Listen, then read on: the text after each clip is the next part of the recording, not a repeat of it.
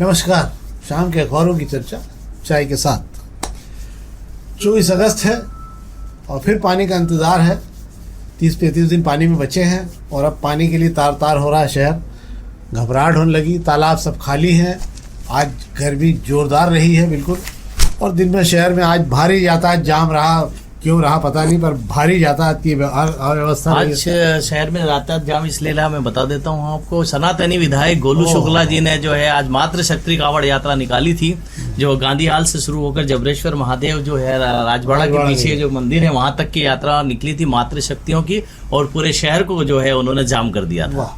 वो तो खैर उनकी मातृशक्ति के आगे शहर की पितृशक्ति किसी काम की नहीं रह जाती, क्योंकि उनकी मातृशक्ति में इतनी ताकत है कि पितृशक्ति वहाँ कुछ भी नहीं कर सकती। और इसीलिए पूरा शहर इतनी अफरा तफरी थी कि पूरा राजवाड़े से लेकर आसपास के तमाम इलाकों में 2-2 घंटे लोग फंसे पड़े थे और कंझा रहे थे यातायात व्यवस्था को लेकर कि क्या हालत है। क्यों नहीं अगली बार से जब भी गोलू शुक्ला जी इस तरह की कावड़ यात्रा निकाले होते हैं शहर की छुट्टी कर देना चाहिए। मुझे लगता है शहर के मध्य क्षेत्र में तो मुझे लगता है राजवाड़ा का इलाका बंद कर देना चाहिए। गोलू शुक्ला जी की सवारी निकलने वाली है, आज अंजनी शुक्ला की सवारी निकलने वाली है, तो कम से कम उससे शहर में उस दिन राहत तो रहे। ये उनका दौरा, मार्ग का दौरा तय कर दिया जाए कि इनका ये दौरा है आज का, तो कम से कम शहर का तो कबाड़ा नहीं हो यार। कुछ तो शर्म करना चाहिए यार इस शहर में यार, क्या है। चलो हम आज सीधे पत्रिका पे आ रहे हैं, खबरों सीधे शुरू करेंगे और पत्रिका पे आ रहे हैं। पत्रिका खबरों से शुरू करेंगे आज। पत्रिका खबरों में यस, बरसात में मार्च 37 दिन शेष रह गए, 18 इंच पानी की दरकार हो गई, और अगर 4-5 दिन पानी और नहीं गिरा तो अगले 12 इंच और जोड़ लेना आप, तो फिर मतलब 18 और 12 लगभग कबाड़ा हो जाएगा इस शहर का। जल स्तर नीचे जा चुका है, बोरिंग वापस चलने लगने लग गए हैं, टैंकर नगर निगम से वापस दौड़ने लग गए हैं। पर कब तक, सबसे बड़ा सवाल ये है इस शहर में, इस बार ये सवाल पे जरूर बात होनी चाहिए कि आखिर कब तक। अब वो समय आ गया जब शहर को विकल्पों पर तैयारी करनी पड़ेगी, नहीं तो अन्यथा हम इतनी बड़ी मुसीबत में फंस जाएंगे। यदि नर्मदा जी में पानी का बहाव नहीं बना, बांध नहीं भरे, तो आप क्या समझ रहे हैं कि पानी मिलने वाला है? नहीं, पानी मिलने की संभावना बहुत कम हो जाएगी, क्योंकि बांध ही नहीं भरेंगे तो बिजली और तमाम चीज़ों के लिए जो पानी रोका गया उसके लिए दिक्कत होगी और पानी नहीं छोड़ा जाएगा। तो आपको समझना होगा कि आपको विकल्पों पर कैसे जाया जाए। इसके लिए सबको एक साथ बैठना पड़ेगा, राजनीतिक सोच से ऊपर आना पड़ेगा कि आखिर इस शहर में ऐसा क्या किया जाए कि कभी भविष्य में ऐसी जरूरत पड़े तो हम 10 से 15 दिन शहर को दौड़ा सकें। क्या साहब? बिल्कुल सही कह रहे हैं आप। सावन तो सूखा निकल गया, अब भादों पर ही भरोसा बचा है। और ये बचे हुए जो 37 दिन कहे जा रहे हैं, 37 दिन पूरे बारिश नहीं गिरती है। आपको बता दूं मैं, भादों की शुरुआत जो है कि या राखी के अगले दिन से शुरुआत हो जाएगी, और भादों का जो नेचर है वो सभी को पता है, भादों भड़भड़ा कर जो है बारिश गिरती हैगी। और इस बारिश की दरकार भी है शहर को, भले तेज गिरे या स्लो गिरे, पानी गिरे। अब कहा जा रहा है कि 18 इंच पानी की और जरूरत है। 18 इंच नहीं, शहर को अभी कम से कम 28 इंच पानी की और जरूरत है। अभी जो पानी गिरा है वो नंबर में अगर वो हम गिन लें तो बढ़ गया है, पर जमीन के अंदर उतरने के मामले में पानी इतना नहीं आया है कि ये हमारा आने वाला समय जो है इस पानी से हम गुजारा कर लेंगे। जो जल संकट हमने इंदौर में देखा है इस साल, अगले साल वो हालात न बने। नर्मदा के सहारे नहीं रह सकते। नर्मदा से हम 24 घंटे पंप चलाकर भी इतना पानी नहीं ला पाएंगे जितने की उम्मीद की जा रही है। इसलिए शहर में ही हमें पानी का जल स्तर बढ़ाना होगा, पानी के लिए इंतजाम करना होंगे संसाधनों के। अब शाम को एक और कांवड़ यात्रा है, शाम को उमील एरिया में है, वो दादा दयालु की तरफ से निकलने वाली है। फिर उधर का तो आइडिया अभी है नहीं, जब वो निकलेगी 4 बजे, जब उसकी तैयारी हो रही होगी तब पता लगेगा कि क्या स्थिति वहाँ पर बनी हुई है। पर जाम की स्थिति मुझे लगता है वहाँ पर भी कहीं ना कहीं देखने को मिलेगी। हम अग्निबाण खबर की बात करें, अग्निबाण की 1-2 खबरों पर हम बात करेंगे। इंदौर में आ रही ट्रेन के फर्स्ट क्लास में चूहों का आतंक, 80 वर्षीय यात्री की नाक काट दी। ये यात्री की नाक काट दी कि रेलवे की नाक कट गई? क्या है? बिल्कुल आप सही कह रहे हैं, यात्री की नाक नहीं कटी है, काटी है चूहे ने। रेलवे की नाक पर जो है प्रश्न चिन्ह लगा दिया है। बात कर रहे हैं चंडीगढ़ से इंदौर जो ट्रेन आ रही थी, उसके एसी कोच में सवार जो है, बात कर रहे हैं एसी कोच में सवार 80 वर्षीय बुजुर्ग यात्री जब सो रहे थे, ट्रेन के अंदर काकरोच चूहे तो निकलते आए हैं पर कभी हमला नहीं करते हैं यात्रियों पर। अब तो वे हमलावर भी हो गए हैं। मतलब आप सोचिए, 80 वर्षीय बुजुर्ग की नाक को काट लिया। वे मदद के लिए परेशान होते रहे। काफी देर बाद आगरा स्टेशन पर उन्हें डॉक्टर की सुविधा उपलब्ध कराई गई, उनकी मरहम पट्टी की गई। हालांकि चूहा पकड़ में नहीं आया, चूहे के फोटो जरूर चल पड़े हैं। चूहों को पकड़ने की रेलवे कोई व्यवस्था नहीं कर पाया। इनाम घोषित कर देंगे तो दिख जाएगा बात। मुझे ऐसा लगता है क्या घोषित कर दिया, शाम तक 50 चूहे मिल जाएंगे वहाँ पर, ये हालत तो हो ही जाएगी। और ट्रेन के फर्श में भी एक छेद मिला और रात भर जो है बेचारे लोग जो भी यात्री थे वो लाइट जलाकर यात्रा करते रहे। वैसे भी मुझे लगता है रेलवे को इसके लिए फरमान जारी कर देना चाहिए कि भैया आप अपनी सुरक्षा खुद करें और लाइट जला के सोएं, ताकि कम से कम चूहा हुआ है तो कम से कम दिख तो जाए आपको। हाँ, मतलब आप भले लोकल क्लास के डब्बे में बैठे हैं या फर्स्ट क्लास के डब्बे में बैठे हैं, आपको है ना, मतलब आपकी सुरक्षा खुद ही रखनी है। हाँ, एक और खबर इस वक्त बात करें अग्निबाण के। कलेक्टर कार्यालय के दस्तावेज भी हो गए स्मार्ट। एक क्लिक पे मिलेगा 7,000 दस्तावेजों का हिसाब। सारे कागज आ गए, इसमें कुछ बचे अभी हुए हैं। सारे कागज नहीं आए। आपको बता दूं, कलेक्टर कार्यालय में जो पुराने कागज, पुराने नक्शे और पुराने जितने भी दस्तावेज थे उनको डिजिटल करने का काम कलेक्टर शिवम वर्मा ने शुरू कराया था। 7,000 दस्तावेज को स्कैन कर लिया गया है। अब भविष्य में ना इन पे दीमक लगेगी, ना ये किसी तरह से चूहों के द्वारा कुतरे जाएंगे या खराब किए जाएंगे। दस्तावेज एक बार डिजिटल होने के बाद सारा रिकॉर्ड जो है कलेक्टर दफ्तर, अभी हालांकि इसका डिजिटल होने का काम चल रहा है। जबलपुर में भी इस तरीके के डिजिटल कागजों को, दस्तावेजों को डिजिटल करने का काम शिवम वर्मा ने किया था और यही काम इंदौर नगर निगम में भी चल रहा है। इंदौर नगर में हालांकि बता दो 1.25 लाख के करीब जो है दस्तावेज होंगे। अभी आधे दस्तावेज डिजिटल हो पाए हैं, काम वहां भी विशेष चल रहा है। धीरे धीरे सारे दस्तावेज डिजिटल हो जाएंगे। वाह, अच्छा है, ये प्रयास होना भी चाहिए। वैसे भी तमाम दस्तावेज जो पुराने हैं, जो पुरानी किताबें, इसीलिए उनको डिजिटल करके सुरक्षित किया जा सकता है। कम से कम उससे किसी को भी देखना हो तो कम से पुराना रिकॉर्ड आज भी हम देखते हैं, किसी को सजा हो या किसी के मामले में तो पता लग जाता है देखने के बाद में कि डिजिटल में कितना सुरक्षित है दस्तावेज। अब हम प्रभात खबर की बात कर ले रहे। हेरिटेज का सफर पड़ रहा है महंगा। एक तो वो शायद एक तो ये ट्रेन महू से क्यों नहीं चल रही यार? ये ट्रेन जी बिल्कुल, आपको मैं बता देता हूँ कि हेरिटेज ट्रेन जो है ब्रॉड गेज की ट्रेन है। मीटर गेज वाली लाइन थी, अब ब्रॉड गेज में बदलाव नहीं हुआ है। मीटर गेज यानी छोटे ट्रैक वाली लाइन जो होती है, छोटी लाइन जिससे हम पहले कहा जाता था, उसकी लाइन है। पाताल पानी से लेकर कालाकुंड के बीच में जो 9 किलोमीटर का सफर जो है हेरिटेज ट्रेन करा रही है, वही सिर्फ मीटर गेज की लाइन बची हैगी। पाताल पानी के पहले की अगर बात कर लें, पहले महू तक जो है मीटर गेज की लाइन हुआ करती थी, जिसे बदल दिया गया है। महू से सनावत की तरफ जो ब्रॉड गेज का काम चल रहा है, उसके चलते यहाँ से लाइनें हटा दी गई है। अब समस्या ये है कि आपको पाताल पानी से वादियों की सैर करनी है तो 20 रुपए का टिकट जाने का, 20 रुपए के आने का, यानी 40 रुपए में आप सफर कर लेते हैं। पर सबसे ज्यादा खर्चीला क्या है? इंदौर से आपको पाताल पानी पहुंचना। पहले तो आप 50 रुपए बस का किराया देकर महू पहुंचिए, 50 जाने की दीजिए, 50 आने की दीजिए, हो गए 100 आपके।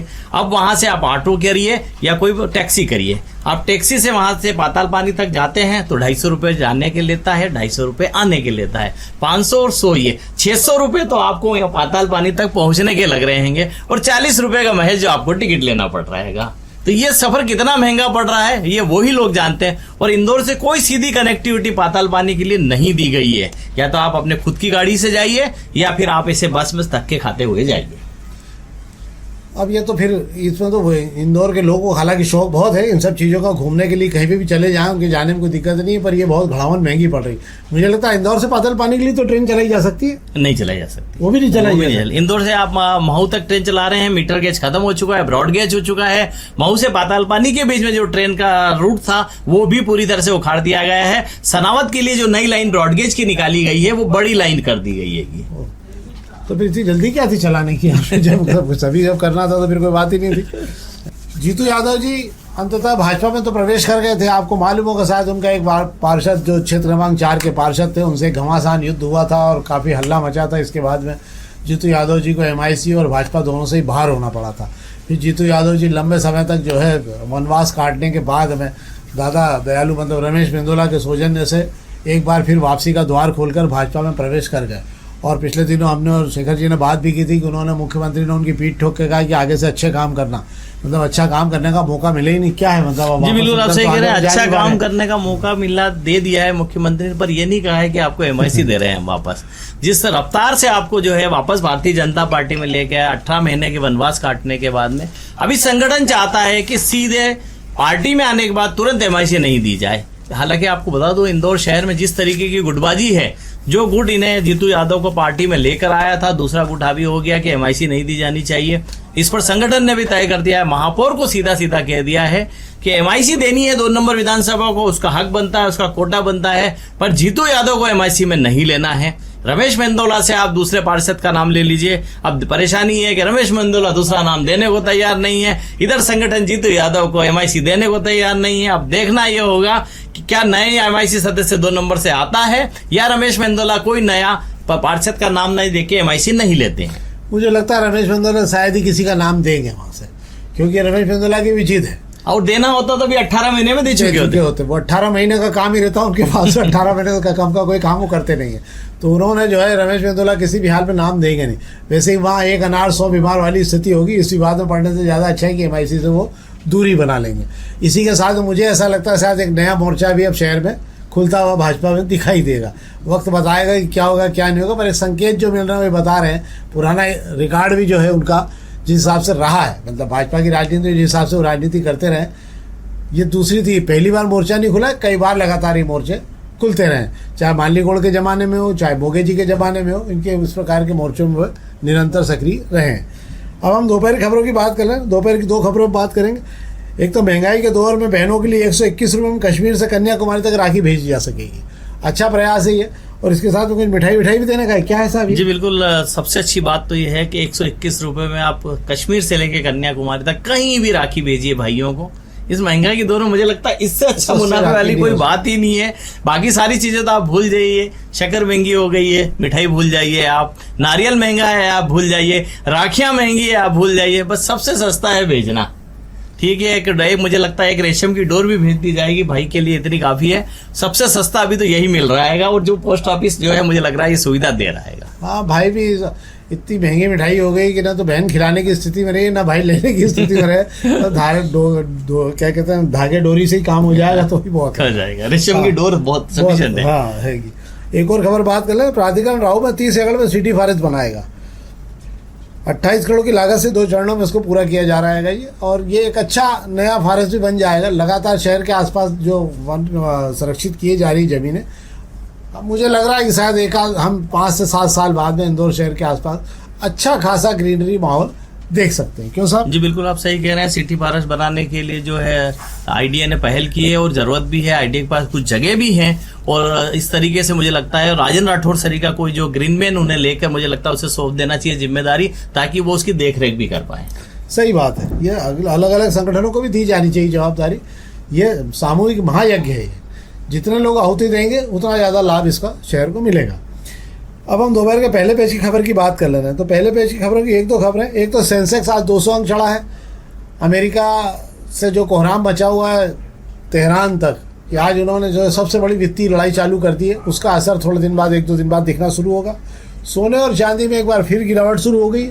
सोना 1,132 रुपये गिरा है। चांदी में भी मामूली गिरावट रही है। चांदी 246 के लगभग, चांदी जो है 246 के लगभग जो है पहुंची है।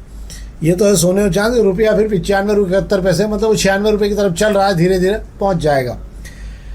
1-2 खबरों पर और बात करेंगे। ब्रांडेड गोकुल, सरस, श्रद्धा, ये शुद्ध की जो आप खा रहे हैं, इन पर जो है बैन लगा दिया गया है। ये सब अमानक स्तर के पाए गए हैं। इसको लेकर जो कहा जा रहा है, चाहे वो पतंजलि का जिस हिसाब से इस घी को बेचा जा रहा है 500, 550, 400, 600 रुपये में, इतनी लागत में घी नहीं बन सकता।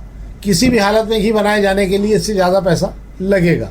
या उस स्तर का दूध चाहिए जिस स्तर के दूध में, उस स्तर का दूध भी नहीं आ रहा है। जो दूध के अच्छे जानकार, उनका कहना है कि संभव नहीं है। एक बड़ी खबर यह है कि 29 नीति आयोग ने एक बड़ी रिपोर्ट जारी की है और वो सनसनीखेज रिपोर्ट यह है कि 29 वर्ष तक की, मतलब 15 से 29 वर्ष तक की आयु के 8.7 करोड़ युवा जो हैं वो हाथ पे हाथ धर के बैठे, मतलब बेरोजगार, कोई काम नहीं, जिनके पास कहते हैं ना उनको शिक्षा मिली है, ना ट्रेनिंग मिली है, ना नौकरी मिली है, और ये सब अपने घरों के बाहर कुर्सी लगा के बैठे रहते हैं। जो काम बता दो कर देते हैं कि अब ये दूसरी भाषा में इनको कुछ और भी कहा जा सकता है, पर अब इनके काम करने की क्षमता भी खत्म हो गई है। और ये नीति आयोग का कहना है कि अगर इनको, अब चूंकि ये काम करेंगे ही नहीं, अब आपके पास काम देने, क्योंकि इनकी आदत ही खत्म हो गई है, इनके लिए आर्थिक सहायता का सुझाव भी नीति आयोग ने दिया है। पर सबसे बड़ा सवाल उठ रहा है कि क्या हम 12 साल में 13-14 साल का जो भी कार्यकाल मान लें, अब क्या इस 14 साल के अंदर हम इन 8.5 करोड़ लोगों को जो बेरोजगार होकर घर बैठे हुए हैं, इनके लिए रोजगार के नए सिरे से उपलब्ध नहीं करा सकते। ये वो तमाम लोग हैं जो लेबर क्लास पे काम कर लेते हैं, मतलब छोटे मोटे काम करके भी अपना काम चला सकते हैं। इन सबको 10 से 15 हज़ार रुपये की नौकरियों की ज़रूरत है। हालांकि इन सब के परिवारों को 5 किलो अनाज मुफ्त मिल रहा है। हो सकता है शायद वो मुफ्त मिल रहा है इसीलिए भी ये काम करना नहीं चाहते होंगे। एक खबर ये है। और एक और खबर ये है कि मिठाई, बिस्किट, केक, पेस्ट्री, ये सब की बहुत कीमतें 15% तक बढ़ गई हैं। और जिन्होंने कीमत नहीं बढ़ाई उन्होंने अपने सामान का वजन पैकिंग में कम कर दिया है। वहीं दिल्ली में प्याज जो है 65 रुपये किलो के पार पहुंच गया। ये एक नया रिकॉर्ड कायम हो रहा है। शक्कर के पीछे पीछे मेरे को लगता है प्याज के साथ शक्कर भी बराबर बराबर भाव पे आ जाएगी। और इसी के साथ जो साबुन, धुलाई का डिटर्जेंट और ये सब लगता है, इनकी कीमत भी 10 से 20 रुपये तक प्रति किलो बढ़ गई है। तो ये महंगाई से जुड़ी खबरें हैं। दोपहर न्यूज़ के इस विशेष कार्यक्रम में हम आपको तमाम जानकारी देते हैं जो आपके शहर से, आपके जीवन से, आपकी जेब से जुड़ी हुई खबरें हैं। कृपा करके इस कार्यक्रम को लाइक करिएगा और अगर आपने चैनल सब्सक्राइब नहीं किया अभी तक तो जरूर करिएगा। एक बार फिर बहुत बहुत धन्यवाद।